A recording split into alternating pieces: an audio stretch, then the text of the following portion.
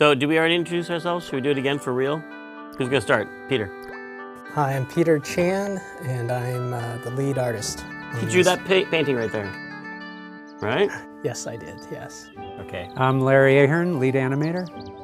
You killed that bird. I think that was a Leela scene. Oh, okay. She's the animal killer. I like the mustache trees in that last shot, Peter. I'm Tim Schafer, co-project leader of this lovely game. And I am Dave Grossman, other project leader and designer and writer along with Tim of this lovely game. That should have been our titles, co and other. Co and other, yeah. Clint Bajakian, one of the composers. Peter McConnell, one of the composers. Nonsense. Nice. Makes me feel great. The game has begun, you guys. Okay, so we saw the lovely, what was the name of that classical music that plays during the opening? Rossini, William Tell Overture. It's the quiet part of the William Tell Overture. There's two classical pieces that mean morning in cartoons. Yes, there's that one, and then there's... Bum, bum, bum, bum, bum. And the other one is... That's from... Where is that from? I don't remember. It might be Peer Gynt or something like that. That's a good guess. It's not another place in the Rossini, is it? No, I think it's Peer Gynt. I think. But for that opening scene with the music, we actually got the score and sequenced the ink into the MIDI sequencer. Mm-hmm. That was one of the big panning sequences, like wide pieces of art for the game. Oh, the room shot? It was a double room. Mm-hmm. And I noticed there's a poster with an L from Laverne and Shirley on that poster back there. Here's one of our giant animation scenes. How did you lip sync back then? Because we didn't have any like tool. Nowadays we use a tool for lip syncing. Do you just by hand? I think we just timed it out like the old-fashioned timing sheets. Now that was for the cinematics, but for in-game, wasn't it Eric Wilmunder? I thought it just blah blah blah chattered. I think the in-game was just on-off with audio on-off. Yeah, there's no actual lip syncing for the majority of the game, So it's which just is funny since I have gotten many compliments on the lip syncing for this game over the years. Because, you know, it loops around and every percentage of the time it's on, right?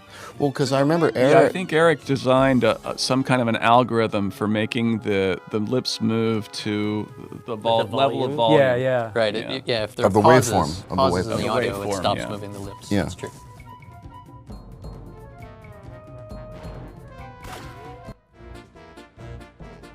Now these credits were done by Kyle Balda.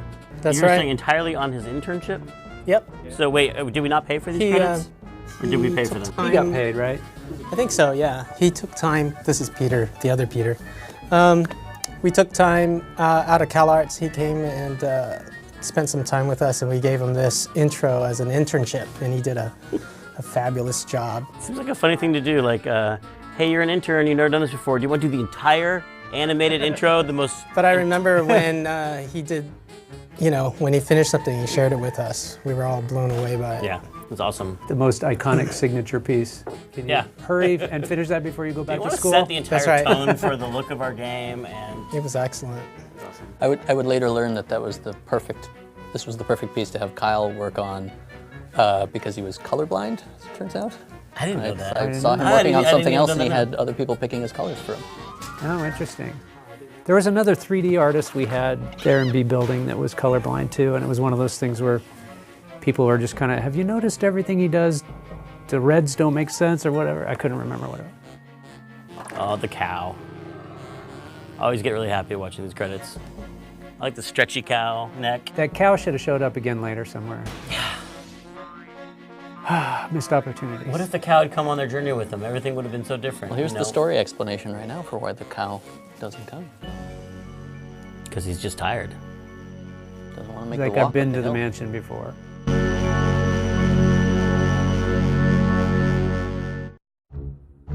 Now, this is the first fight I had with Peter McConnell. Do you remember this, Peter? Yes, I was gonna. You were gonna mention that? You were gonna remember it. Because the opening cutscene was too long, and we always had a problem with too long opening cutscenes, and so we were like, let's split it in half and put an interactive sequence. So there's an interactive sequence that's about to start, but I seem to remember it was the wrong time of day for you because it's nighttime outside. It started in the daytime with the mutation scene, then it became nighttime. Right. But then what happened? Then it turned into daytime at the end. That's what bothered you because the music couldn't make that transition in your mind. Yeah, well, I think mostly I was crabby because you know we had to the cutscene.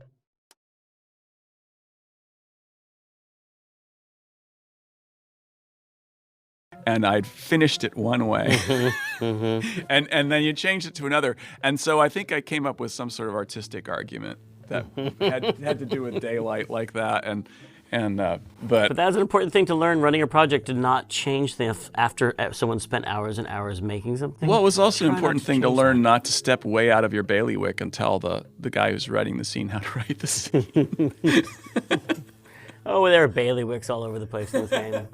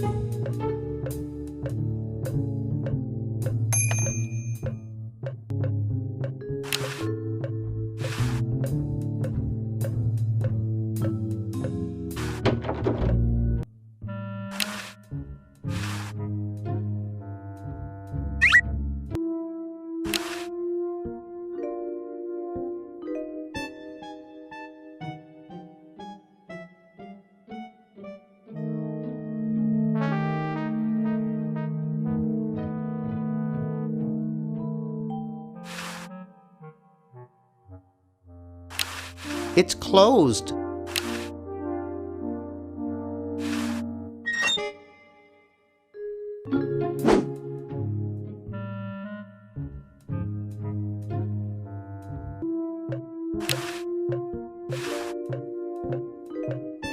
Aha! A secret passage. This is all too easy.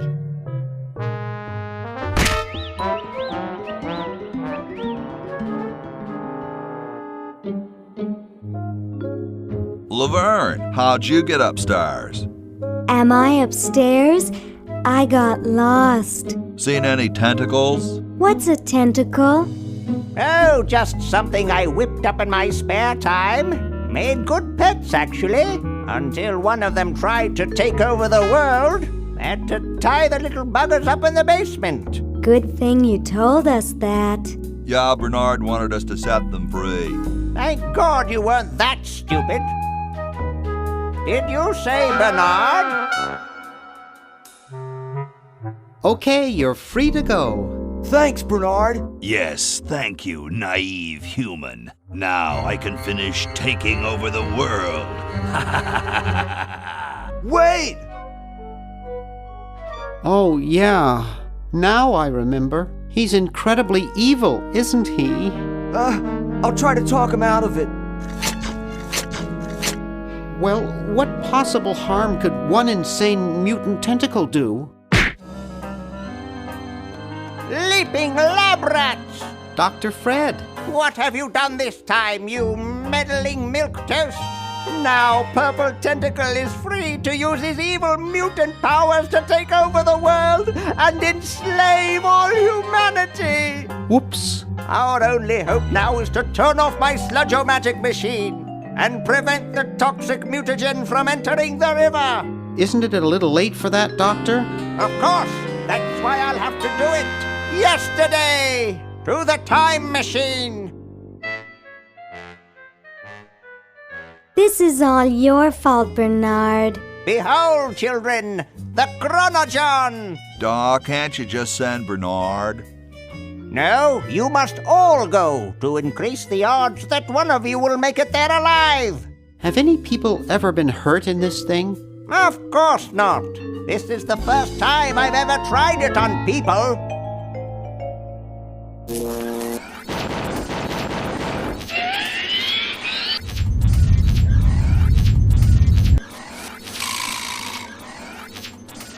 Well, I'll be. And then there's the porta potties, vessels. Chronojons. Yep. Chronojons. This, by the way, is an amazing full-screen animation before it was possible to do full-screen animation. And not actually animated. That's all. The background's all color cycling. It's all color cycling.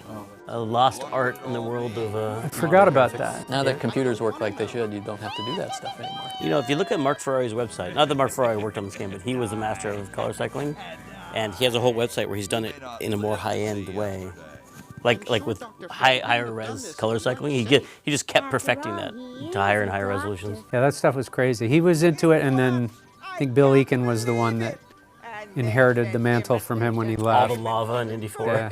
Mm-hmm.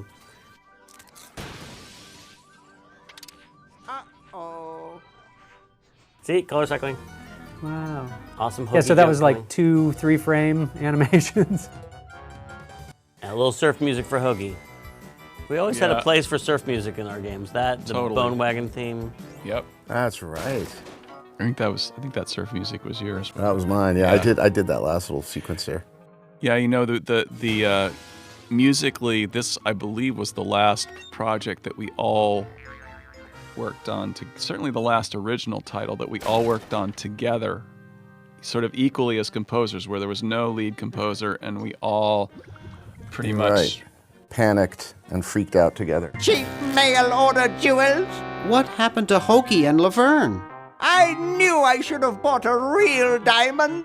Are they alive? My dials say that the larger specimen landed 200 years in the past, and the other is stuck 200 years in the future. Well, hurry up and bring them back. I will, as soon as I get a new diamond. Then all your buddies have to do is plug in their respective chronogens and...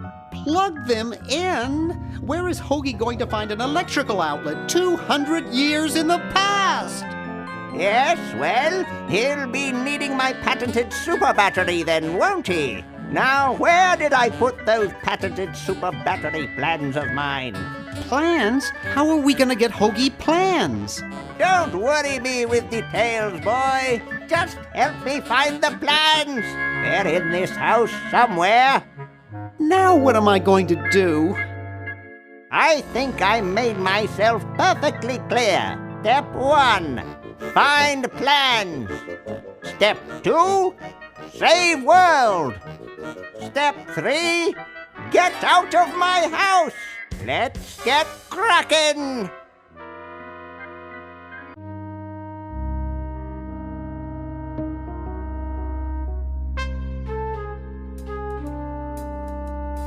Maybe I put them upstairs. That's got to be it. Upstairs.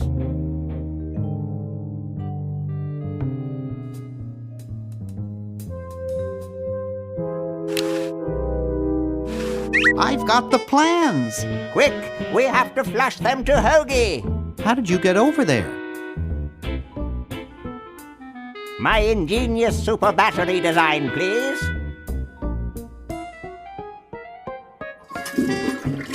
You really flushed them? Yes. Down the toilet? No, through time. Using the highly sophisticated time flux hydraulic vortex chamber I've installed in each chronogen, you can flush small inanimate objects to each other through time. Flush small inanimate objects to each other through time. Ed, can you hear me? Drat. Did you hear something? No. Let's see if what's-his-name catches on.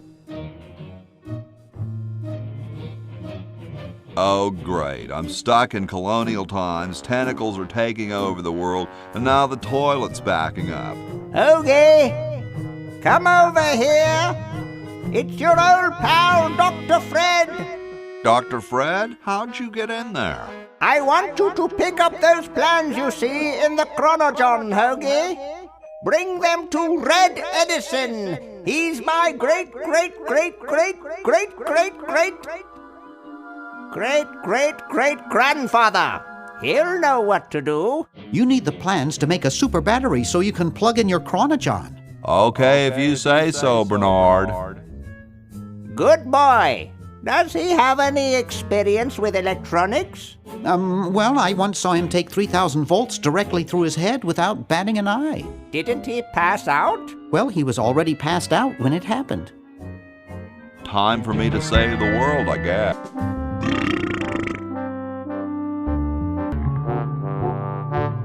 So as soon as Hoagie gets that battery working, we're set. I'm afraid not. We still need a diamond for the main unit. And your friend in the future needs power too, if she's still alive.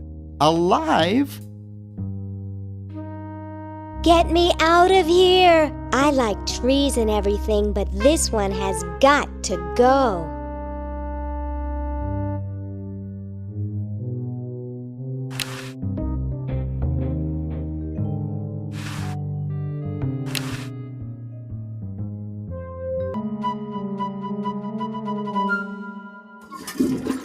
There's something in the chronogon.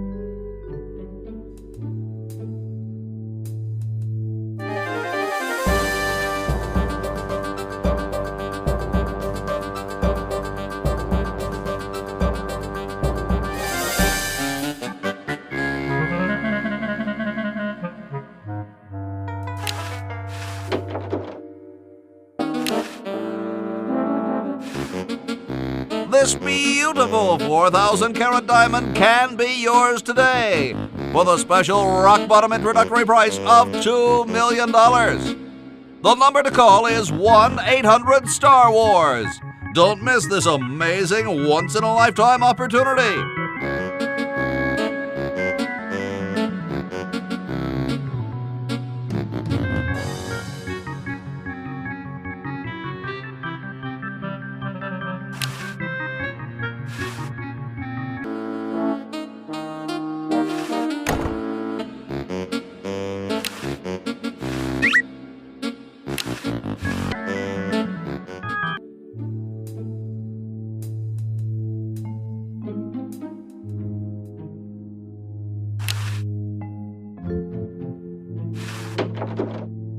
It's useless. No one will ever be interested in my design, so I'm ending my novelty inventing career right here in this tacky motel. How appropriate.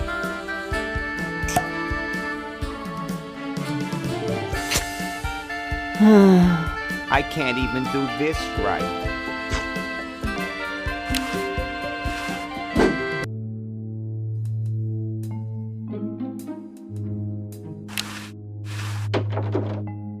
Green!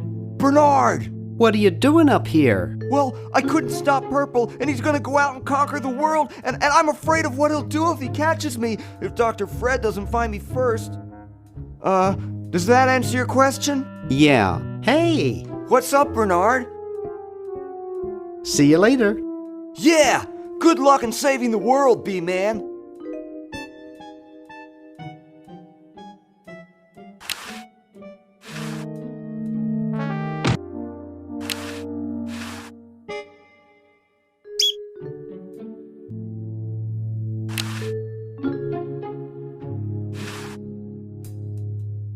Wow, this is loud.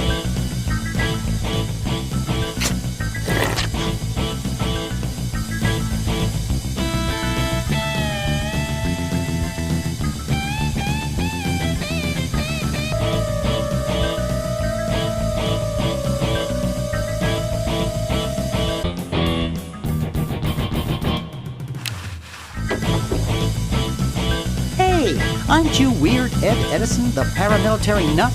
Why, yes, Hey, do I know you? Yeah, I'm Bernard Bernoulli.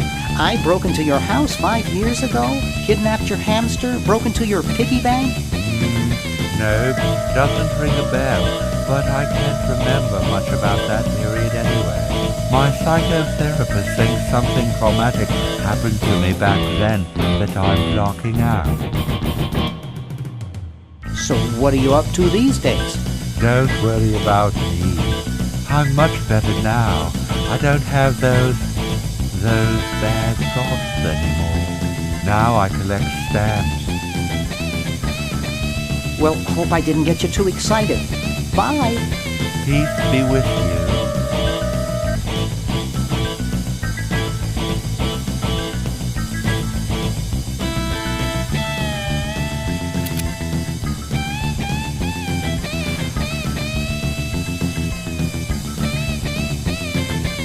Hey, wanna see a neat trick?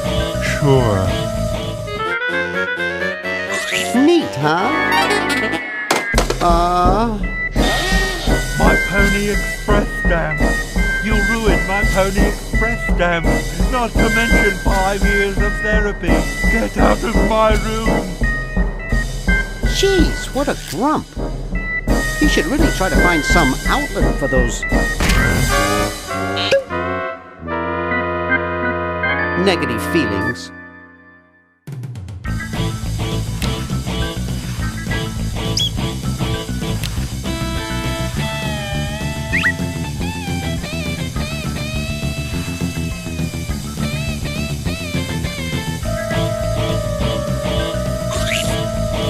Hey, leave the rest of my stuff alone and get out of here.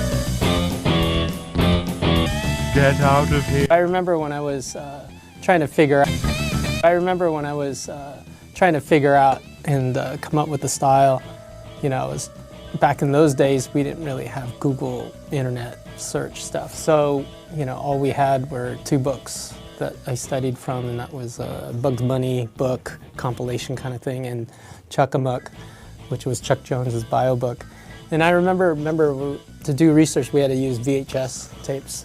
And we watched all those classic Saturday morning cartoon stuff, and we would pause and look at, or for me, I was studying, looking at these old cartoons, and except when you pause on a VHS, you always get the line. Tracking. Oh, it was awful. Yeah. But that was how I was studying and trying to come up with, you know, shapes and just study layout.